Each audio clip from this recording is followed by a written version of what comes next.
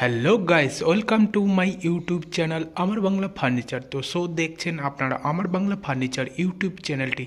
তো মূলত আজকে আমি তোমাদেরকে একটি দুঢিপের মডেলের ডিজাইন দেখাচ্ছি।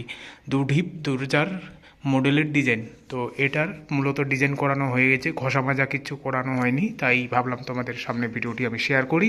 তো তোমরা দেখতে থাকো। এই যে ডিজাইনটি, আমাদের যে ফিনিশিংগুলি আছে ভিউয়ার্স, আপনারা দেখলে বুঝতে পারবেন যে ফিনিশিংগুলো কী মানের কাজ করানো রয়েছে। আমি তোমাদেরকে দেখাচ্ছি। এই যে দেখতে থাকো তোমরা।